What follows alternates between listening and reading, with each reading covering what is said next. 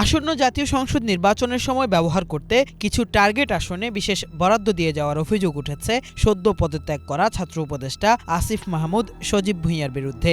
স্থানীয় সরকার মন্ত্রণালয় থেকে তিনি সারা দেশে বিভিন্ন জেলায় ৪১,৫০,০০,০০০ টাকার আগাম জিও বরাদ্দ প্রস্তাব অনুমোদন করে গেছেন, যা উঠে এসেছে দৈনিক যুগান্তরের এক বিশেষ প্রতিবেদনে।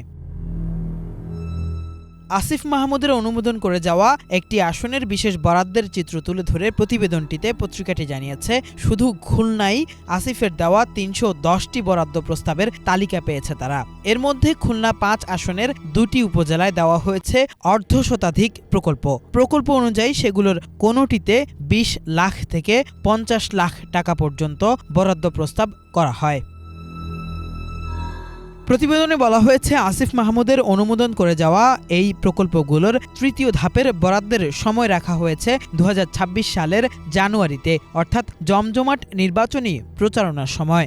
এসব বরাদ্দের মধ্যে বেশিরভাগই নগদ টাকা, যা নির্বাচনের আগে পছন্দের প্রার্থীর কর্মীদের হাতে চলে যাবে। এতে সব প্রার্থীর জন্য লেভেল প্লেয়িং ফিল্ড থাকবে না বলে শঙ্কা প্রকাশ করা হয়েছে সেই প্রতিবেদনে। প্রতিবেদনে আরও বলা হয়, আসিফ মাহমুদ নিজে পদত্যাগ করলেও মন্ত্রণালয়ে থাকা তার সময়ের পিএস সহ বিভিন্ন ঘনিষ্ঠজনরা এখনও এসব বরাদ্দের সরকারি নির্দেশনা জারির জোর চেষ্টা চালাচ্ছেন। তবে এ বিষয়ে জানতে আসিফ মাহমুদ ও তার ব্যক্তিগত কর্মকর্তার সঙ্গে বারবার যোগাযোগের চেষ্টা করেও পাওয়া যায়নি বলে দাবি করেছে পত্রিকাটি।